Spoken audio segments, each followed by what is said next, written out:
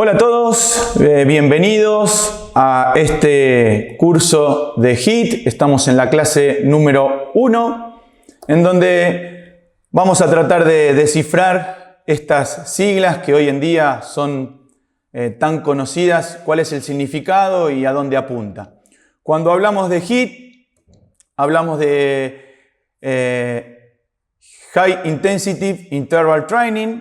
Lo que significa traducido es entrenamiento interválico de alta intensidad.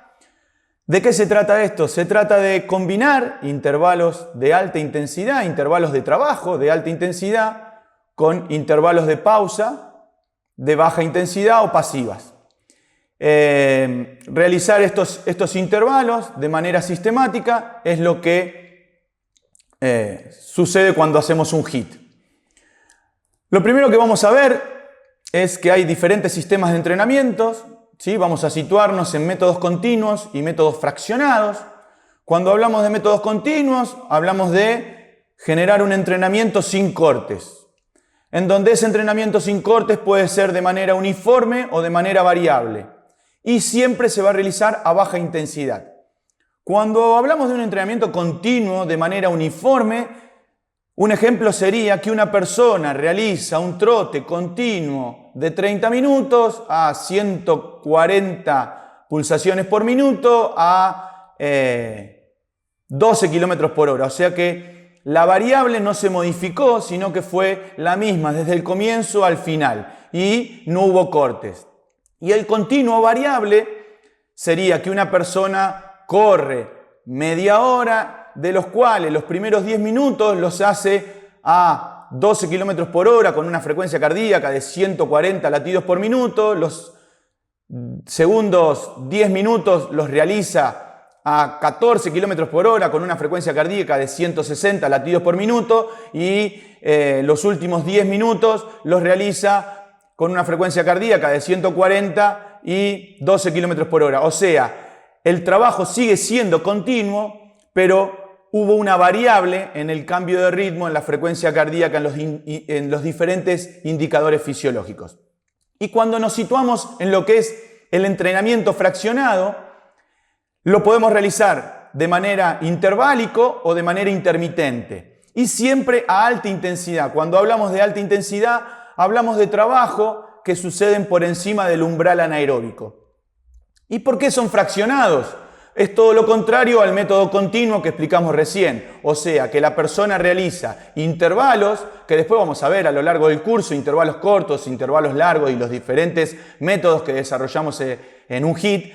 Pero la idea es ir llevándolos a modo de cuento para que entiendan un poco desde la base, ¿sí? O sea, estamos hablando de un entrenamiento en donde realizo intervalos de alta intensidad por encima del umbral con intervalos de pausa de baja intensidad en el caso de que sean activas o pausas pasivas. Y todo esto se realiza a alta intensidad.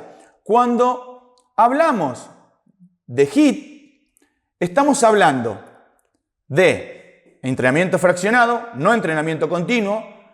El trabajo por intervalos serían los HIIT largos y los trabajos intermitentes serían los HIIT cortos y siempre a alta intensidad. Ahora vamos a meternos un poco en los orígenes, ¿sí? Ya planteamos el HIIT, de qué manera se trabaja, qué es un HIIT y de qué manera se trabaja según los sistemas de entrenamiento. Ahora nos vamos a meter en los orígenes. ¿Cómo se origina el HIIT? Ya que hoy está muy de moda, pero si empezamos a ver un poco la historia, nos encontramos con que ya en 1912 un atleta finlandés en los Juegos Olímpicos de Estocolmo, mediante la utilización de este método, que lo llamaban interval training, logra medalla de oro en los 5.000, en los 10.000 y en la maratón. En 1930 ya entrenadores alemanes que empezaron a trabajar en equipo con médicos, especialmente cardiólogos, lo llamaron a este método como interval training. Y sin ninguna duda, El que más famoso hizo este método es Emil Zatopek, que en los Juegos Olímpicos de 1952, multimedallista de oro, con sus intervalos de 400 con pausas activas de 200. Se dice que realizaba 60, que llegó a realizar hasta 100 intervalos de 400. Hoy con los avances científicos y con todos los estudios que hoy en día tenemos, si llegó a realizar 60 intervalos o 100 intervalos de 400, lo que bien sabemos que no fueron a alta intensidad, sería imposible sostenerlos. Después, mediante la evidencia científica, los voy a llevar a que vean realmente un HIIT genuino de cuántas series puede ser. Pero volviendo a Emil Zatopek, estamos hablando de que en los Juegos Olímpicos de 1952 logra medalla de oro 5.000, 10.000 y maratón. O sea, fíjense en pruebas cortas y pruebas largas. O sea, cómo esa persona, mediante estos intervalos y no un entrenamiento continuo, hay que situarse en la época. Situémonos 1950, 1930, en donde el que quería desarrollar la capacidad aeróbica, la resistencia, el VO2, la BAM-PAN, lo realizaba de manera continua. El que corría, corría, el que pedaleaba, pedaleaba, el que remaba, remaba y el que nadaba, nadaba. Y a partir de ahí empezaron a investigar. Entonces, empezamos a ver que el HIIT empezó a ser una herramienta de investigación, una herramienta de estudio. Empezaron a ir al laboratorio, a colocar esas máscaras, como ven en las imágenes, para medir el VO2, medir el consumo de oxígeno, medir qué sucede cuando uno realiza intervalos a alta intensidad, combinado con intervalos de pausa, como les dije antes, pasivas o activas, que tiene que ver con lo que es el HIIT. Y a lo largo del curso vamos a ver, principalmente, el HIIT tiene algo que hoy en día determina que es el gasto post-entrenamiento. Bueno, ya se empezó a estudiar, se empezó a investigar qué era lo que generaba realizar esos intervalos a alta intensidad.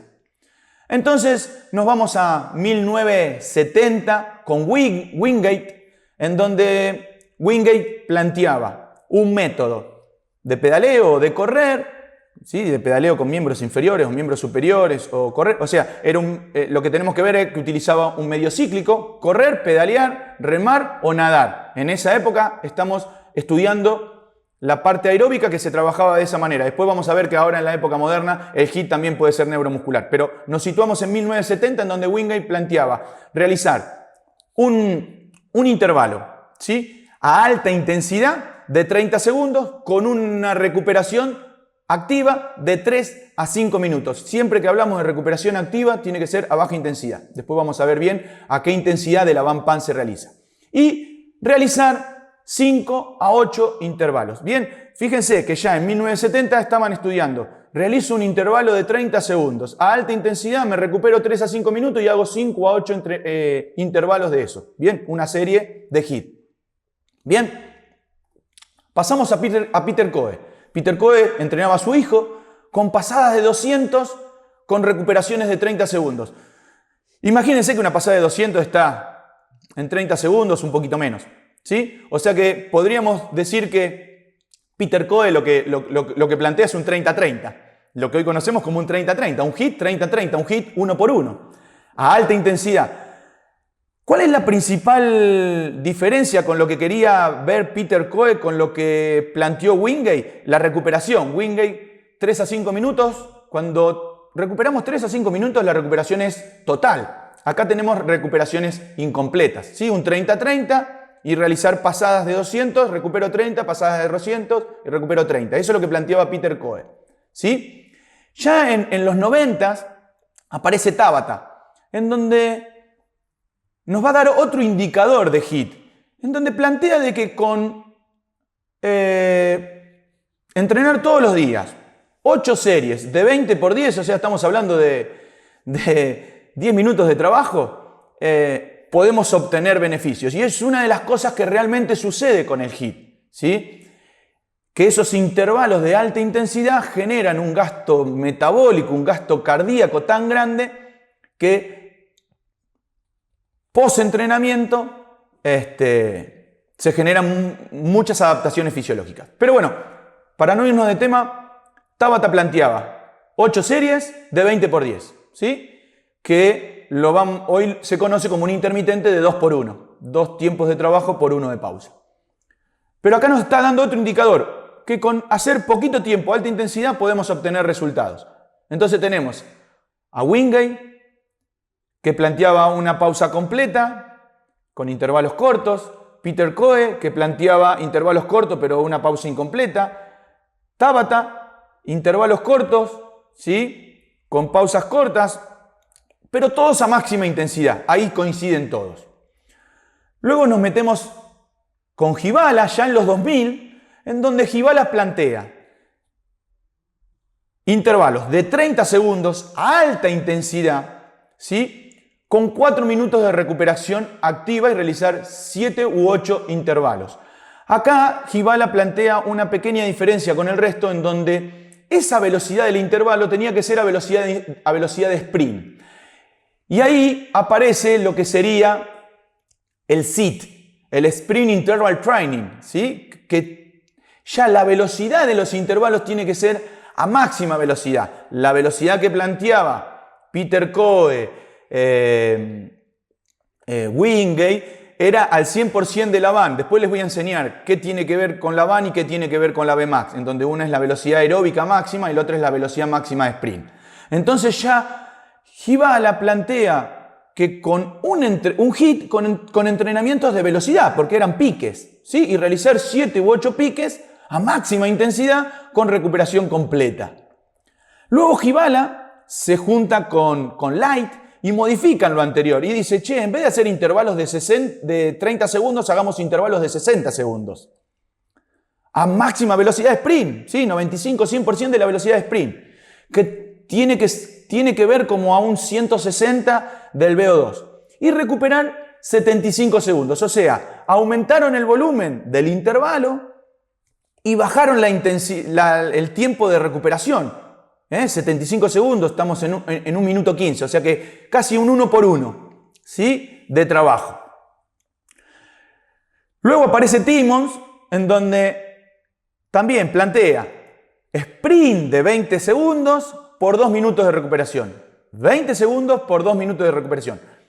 Y que solamente realizo 3 series. Fíjese que acá otro indicador, que ahora vamos a ver bien los indicadores para que entendamos a dónde los quiero llevar. ¿Sí? Pero con 3 series de 20 segundos de trabajo, con 2 minutos de recuperación activa, se terminaba el HIIT que planteaba Timmons. Cosas para ir pensando, Gibala y Light modifican lo que habían modificado y buscan trabajar muy parecido a lo que había hecho Timmons antes. 20 segundos a máxima velocidad de sprint por 2 minutos de recuperación. Lo que tenemos que y realizar 3 intervalos. Lo que tenemos que entender que hoy en día todos estos métodos fueron estudios que se realizaban y que hoy esos estudios con modificaciones los usamos como métodos de entrenamiento. Entonces, viendo los estudios de Wingate, Peter Coe, Tabata, Gibala, Light, Timmons y muchos otros, elegí los más importantes, nos encontramos que el HIIT tiene un tiempo de trabajo corto, o sea que podemos trabajar 4 minutos, 10 minutos, 3 series, o sea que el volumen de un HIIT puede ser corto. Las recuperaciones pueden ser completas o incompletas, o sea, pausas cortas, pausas largas. Las pausas pueden ser activas o pasivas, ¿sí? Tenemos pausas cortas, pausas largas, o sea que podemos manejar, según cuál es el objetivo, un montón de variables de recuperaciones. Y por otro lado, la intensidad de los intervalos, que tiene que ser a máxima intensidad. En eso coinciden todos. Y cuando hablamos de máxima intensidad, hablamos de velocidad VO2, ¿sí? Velocidad BAM-PAM, o sea, el VO2 y la BAM-PAM van de la mano, ¿sí? El máximo consumo de oxígeno se consigue a velocidad aeróbica máxima o potencia aeróbica máxima. Y por otro lado tenemos otra variable de HIIT que se hacen a máxima velocidad de sprint, en donde coinciden todos es que los HIIT se hacen a alta intensidad.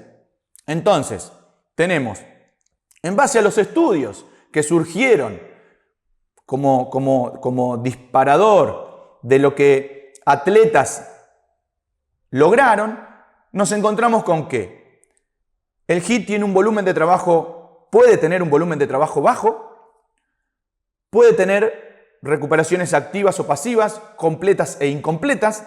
Después vamos a ver, no es lo mismo una cosa que la otra. ¿Qué sucede cuando hago una cosa o hago la otra? Pero hoy en la primera clase tenemos que organizar un poco de que todas esas herramientas que el HIIT me propone. Y la intensidad a máxima intensidad, de la BAM-PAM o de la velocidad máxima de sprint. Entonces, volviendo a los orígenes, desde que Emil Zotopek generó lo que generó, empezó a haber evaluaciones. Empezaron a comparar lo que serían los métodos continuos de los métodos fraccionados.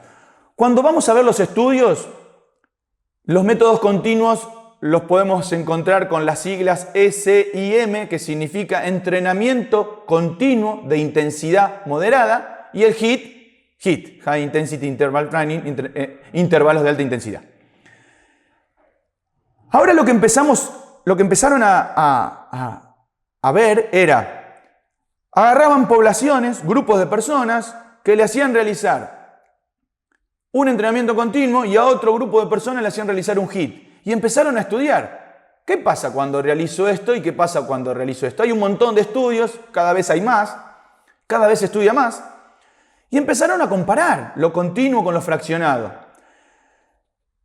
En donde coinciden la mayoría es que ambos, ya sea por utilización de ácidos grasos al momento de la actividad, el gasto de grasas como energía, transportadores, mejoras del VO2, son muy parecidos, pero donde todos coinciden es que para yo poder lograr algo con un entrenamiento continuo tengo que estar entre una hora y cuarto de trabajo.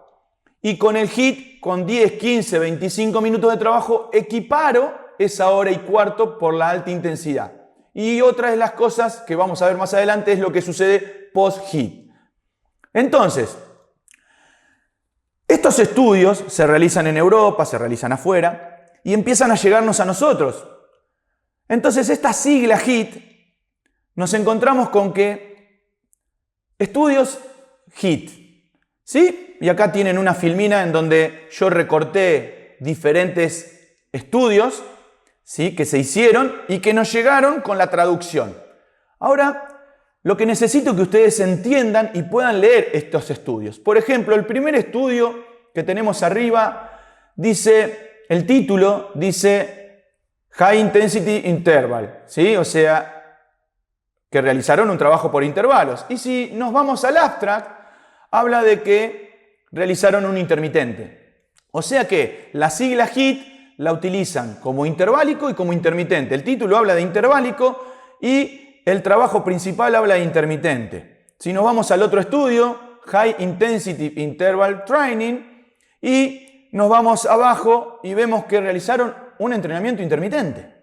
O sea que vuelven a poner dentro de las siglas HI y T, intermitente, interválico, como si fuera lo mismo. Fíjense acá, el título nos habla de un entrenamiento intermitente, ¿sí? Y cuando vamos al abstract, cuando vamos al desarrollo, nos encontramos con que hicieron pasadas de 2 minutos. O sea que hicieron un trabajo interválico, pero el título le pusieron intermitente.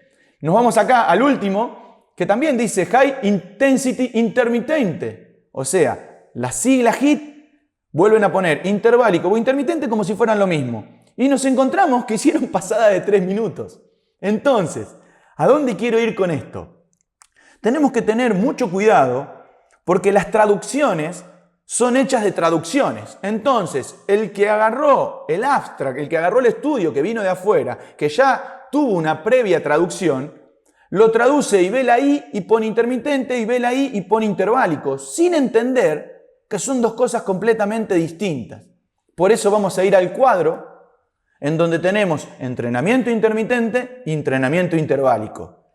Y explicarles un poco a ustedes para cuando profundicen y quieran ver los estudios, realmente de qué se trata un entrenamiento intermitente y de qué se trata un entrenamiento interválico, que son dos cosas completamente distintas y según los estudios es lo mismo. Bien, entonces les armé este cuadrito que es espectacular, en donde tenemos tipo de esfuerzo, intensidad, tiempo, pausa, densidad, tipo de trabajo, tipo de pausa y duración. Bien, cuando hablamos de tipo de esfuerzo es de qué manera yo realizo el trabajo intermitente o interválico.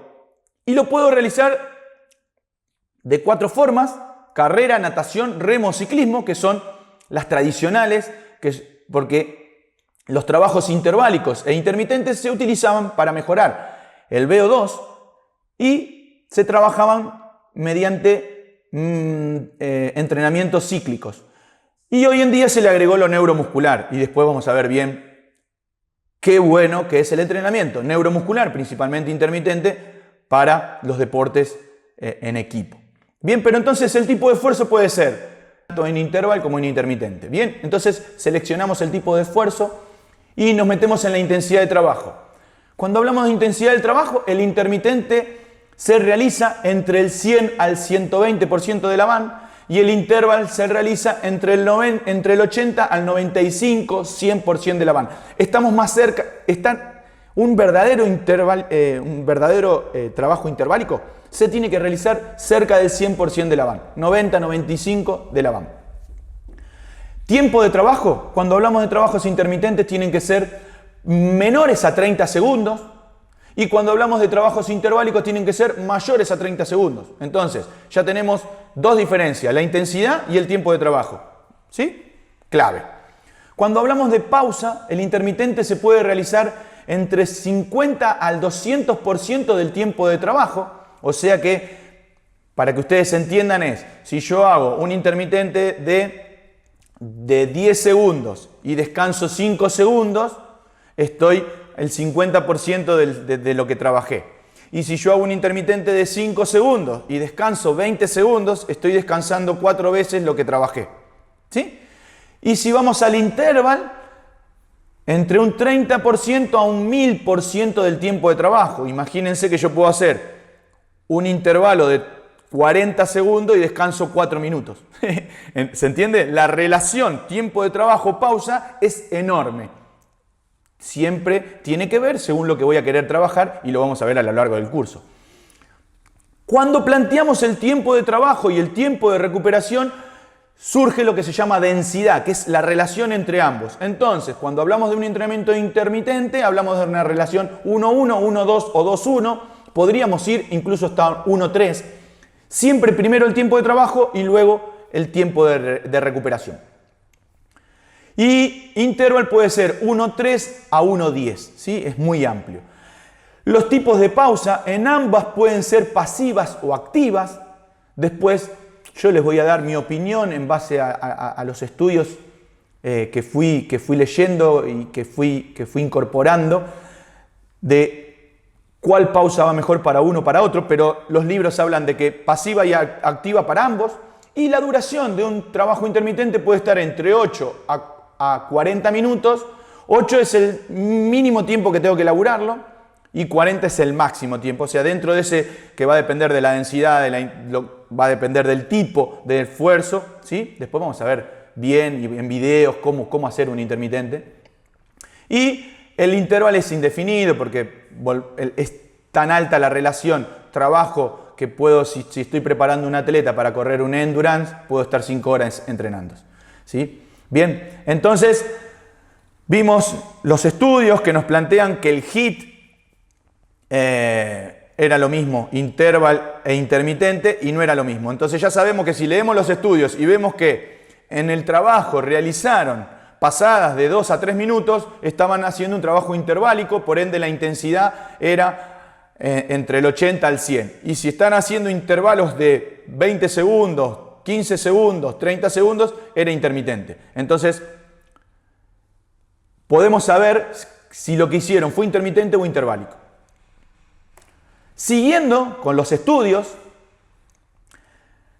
ahora lo que quiero plantearle un poco en estos estudios que puse en la filmina es la comparación entre lo continuo, lo que le mencioné antes. Empezaron a comparar lo continuo y lo interválico. Entonces comparaban el HIIT con un continuo endurance, ¿sí? HIIT con un continuo endurance. Compararan el HIIT con un entrenamiento de alta intensidad con un entrenamiento de moderada intensidad, ¿sí? En donde hacían el HIIT y lo que sería el MICT, moderada intensidad continuous training, ¿sí? Sería, que es lo mismo que el SIM. En los diferentes estudios, fíjense que en este estudio utilizan el MICT como regla para citar a lo que sería un entrenamiento de intensidad moderada continua.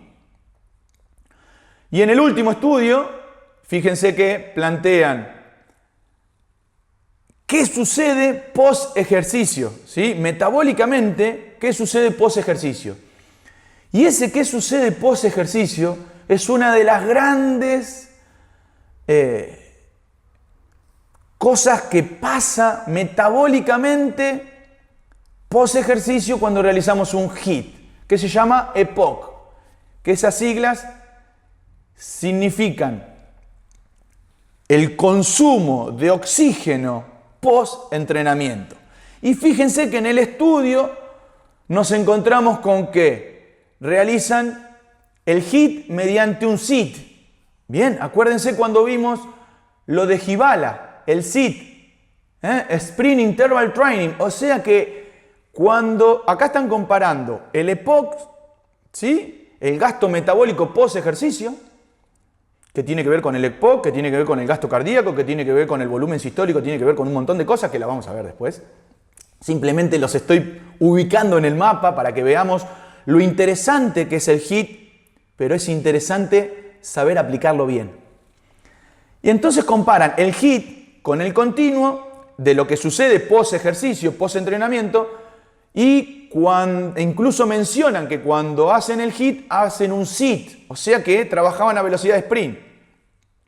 Y lo comparan con el EPOC, ¿sí? Que genera un MICT, que era un entrenamiento continuo de intensidad moderada. Bien, fíjense cómo si empezamos a entender las cosas podemos leer este material de estudio que nos viene de afuera. O sea que en este estudio compararon ¿qué sucede posterior al ejercicio?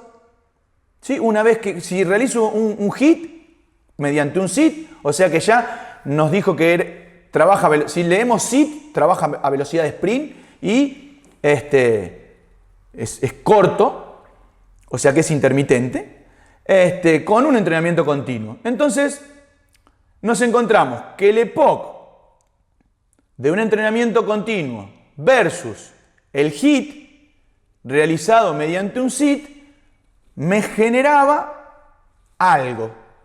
Lo que hice en la filmina de adaptaciones fisiológicas del HIIT es explicarle un poco qué es lo que sucede. Entonces, ese estudio planteaba a una población que haga un entrenamiento continuo, intensidad moderada, y otros que hagan un HIIT utilizando el Sprint Interval Training como método HIIT.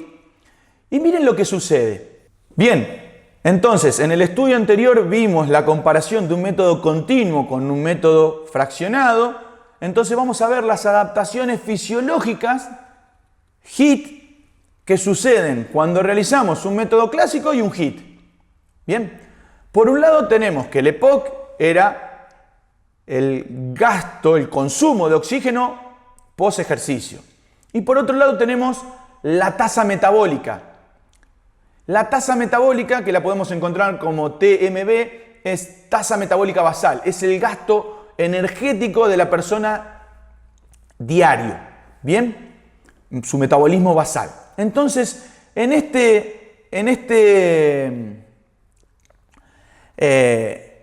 esta comparación de un método clásico con el HIIT nos encontramos que el entrenamiento clásico es de 1 hora y el HIIT es de 12 minutos.